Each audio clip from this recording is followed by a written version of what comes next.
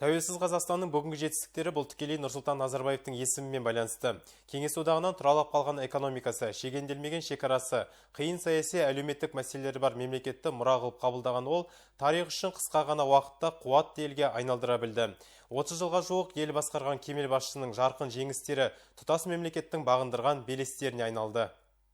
Назарбаев дәуіріне кейін тарихшылар ең бейбіт әрі жедел даму кезеңінде бағасын берер. Себебі өткен ғасырдың 90 жылдары кеңес одағы ыдырап, республикалар тарап жатқан кезде бұрынғы одақтас мемлекеттердің барлығында түрлі шиеленістер болды.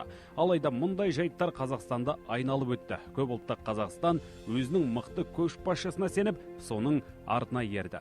Нұрсұлтан Әбішұлы Назарбаев бабаларымыздың ғасырлар бойы аңсаған арманын орындап, тәуелсіздікке қол жеткізді. Осы тарихи сәтте елбасымыз оң шешімдер қабылдап, халықтың өмірін өзгертуге маңызды қадамдар жасады. Нұрсұлтан Әбішұлы жаңа мемлекетті ғана емес, сонымен бірге қазақстандықтарды жаңа бір тұтас ұлт етіп қалыптастырды. Сондықтан бүгінгі гүлденген Қазақстан ол елбасының еңбегінің нәтижесі, ол елбасының еңбегінің жеңісі мен жемісі.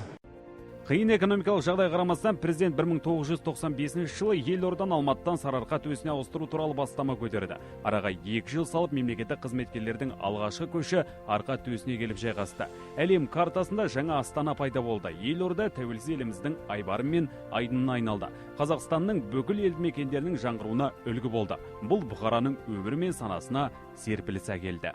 Нұрсұлтан аға, осы мен бір ауылды көтерсем, ал енді бізде Қазақстан бойынша 5,5 мың ауыл бар шығар. Сол 5,5 мың қазақтың азаматы бір ауылды алып көтеріп кетсе, онда Қазақстан гүл және көтереді деп мен айтып қалдым, әкелі қолды деп көрейікші, бірімізді күш сынасайықшы деп әзілдеген соншалықты өзінің азаматтылығы мен ақкөңілділігі мен маған деген шынайы бауыр екендігін көрсеткендігі ол еш уақытта мен есімнен кетпейді. Қазақстан Назарбаевтың президенттігі тұсында жоспарлы экономикадан нарықтық экономика көшудің жемісті үлгісін көрсете білді.